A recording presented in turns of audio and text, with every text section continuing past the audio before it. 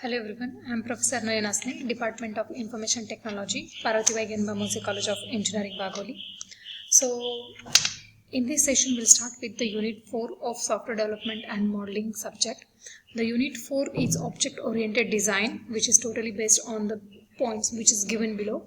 The first is, we are going to see in this particular unit is the Object-Oriented Design process. Second is designing a business layer.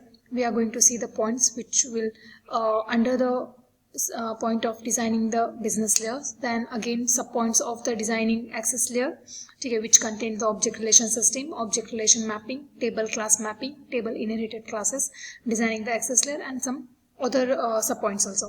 Then the fourth topic that is covered under the unit 4 is designing the view layer. That is view layer classes, designing, identifying the classes, micro level design process, prototyping the user interface, and etc. And the fifth point is component and deployment designing, that is using the component and deployment diagram. Now this all these 5 points are the major points in the unit 4, that is object oriented design. In this object oriented design unit, there are 3 different layers that they have covered, that is a designing business layer, designing access layer, and designing view layer, and the last one is component and deployment designing, that is the fifth one subtopic. So we'll start with one by one. So first let's understand the object oriented design process. So after the analysis phase, the conceptual model is developed further into the object oriented modeling using the object oriented designing. So if you see the name object oriented designing, so all the concepts which are under the object oriented modeling or object oriented systems, we are covering that points, that concepts into the object oriented design process, that is called as OOD. The technology independent concept in the analysis model are mapped into the implementing classes. So whatever the concepts are under the OOD, that is implementing, or that is mapped to the implementation of the classes. The constraints are identified, the interfaces are designed, and the resulting in the model for the solution of your domain. So there are several stages for designing the object oriented designing, or there are several stages for object oriented design that can be identified as: first, designing the context of the system; second is designing the system architecture; third is identification of the objects in the system; fourth one is construction of the design models; and fifth one is specification of the object interfaces. So these are the different stages which is covered under the object oriented design.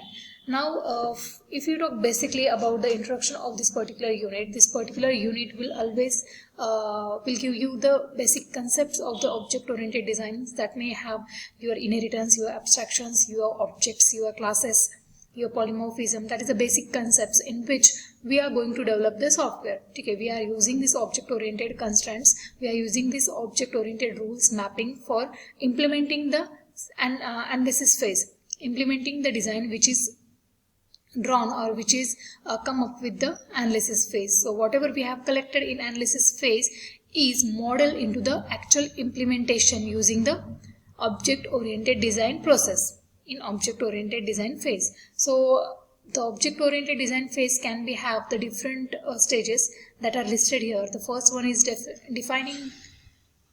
definition of the context of the system, that means defining your context of your system. Second is designing the system architecture, that means you have to design your system architecture. The third one is to identify your objects in your system, so how much objects are there and what are the independence, or what objects are dependent, what objects are independent, who are the key classes. Okay. Then the next one is construction of the design model, that means you have to construct your design model for the particular system.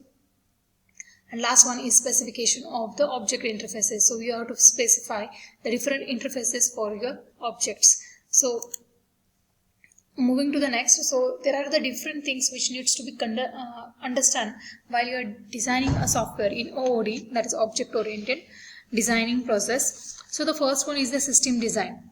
So the object oriented system design involves defining the context of the system, which is followed by defining the architecture of the system, The context has a static and dynamic part. That means static part consists of the block diagram and the UML.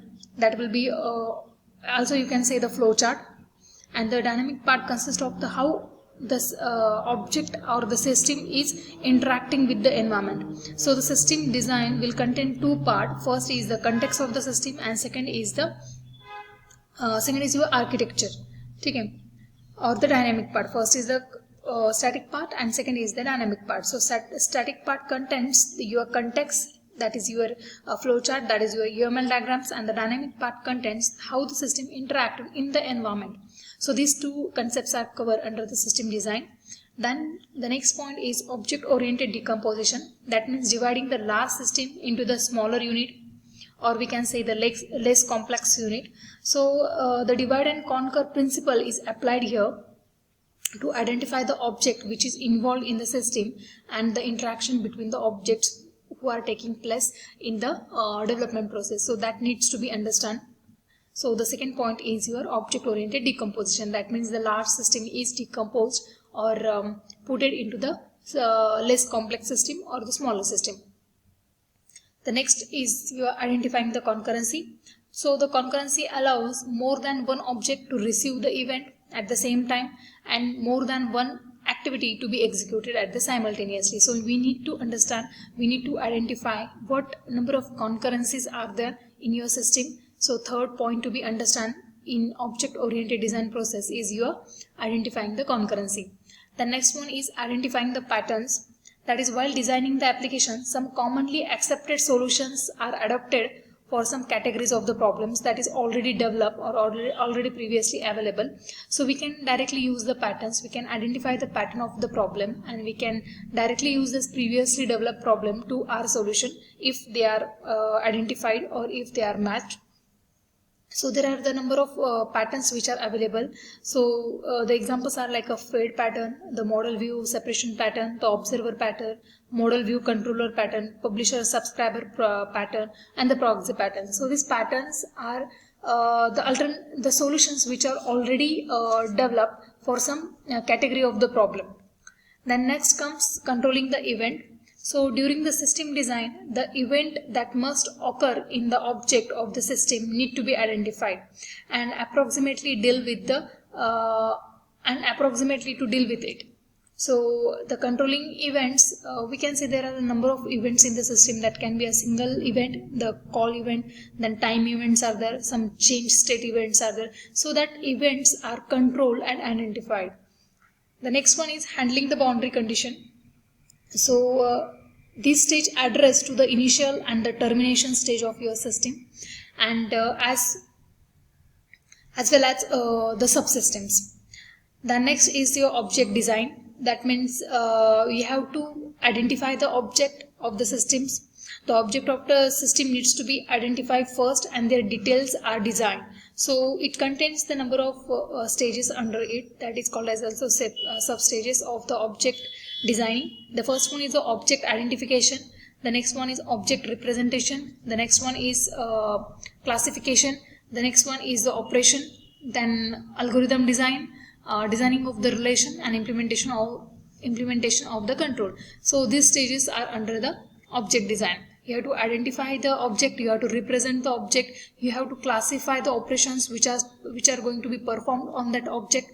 Then we have to choose proper algorithm that is going to be designed on that particular object, and we have to define the relationships among the objects and the implementation control.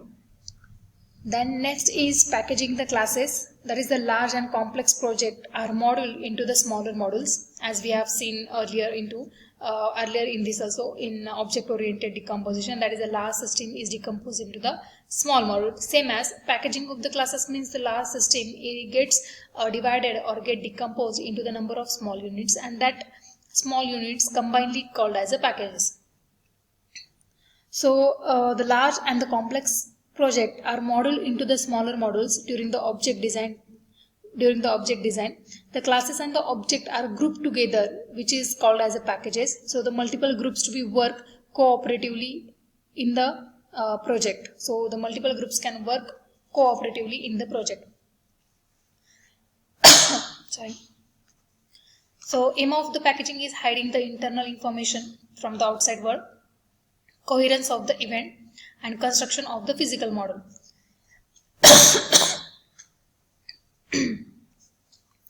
Next comes your design optimization.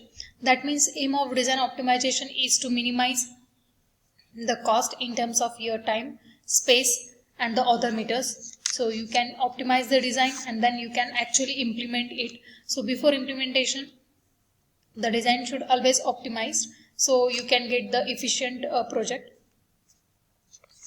The next comes your design documentation. That is the documentation is essential part of your software development process. So designing decisions need to be, whatever the designing decisions are, that need to be documented for transmitting the designs to the other. Why? Because the numbers of people which are involved in a development needs to understand the detailed documentation. That's why they can easily develop the process or develop the things which is finalized in analysis phase. So design decision needs to be documented well and they are transmitted to the other people, that means the development people. So the aim or the necessity of your design documentation is, the first is the designing the software is developed by some other number of developers, so we need to put the document very correctly. Second is we have the iteration in the software development strategies, so that we need the documentation properly. Third is for evolutionary software. Fourth is for finding the condition and areas of the testing, and the last one is for maintaining the software. So for all this purpose you will require for designing the documentation, and the context which are really needed in the documentations are or the documentation is really beneficial which having the content like high level system architecture, like key abstraction and the mechanism, and scenarios that illustrate the behavior of your main aspects. So this all should content in your documentation. So in this particular session we have seen the introduction to the object oriented design process. That means whatever the OOD concepts are there that are used for designing your software. Okay, whenever you are designing a software using the object oriented design, so there are several stages which needs to be understand while you are designing the software using the OOD. So first is defining the context of the system. So define your context in terms of static and dynamic. So designing a system architecture, design your system architecture, identify the objects in your system, construct the design model, and last one is the specification of the object interfaces. Then we have seen the different concepts which are really needed to be understand before going for the implementation or before you are choosing the object oriented design. The first is the system design, second is the object oriented decomposition, third is identifying the concurrency, fourth identifying the pattern, fifth is controlling the events, sixth is handling the boundary conditions, seventh is object design, the eighth is packaging the classes, ninth is design optimization, and the next one is design documentation. So these things needs to be very clear while you are going with the OOD process. In the next lecture or the next session we'll start with the UML and the OCL. So if you have any doubt you can comment in comment section or you can ask me a Zoom session. Thank you.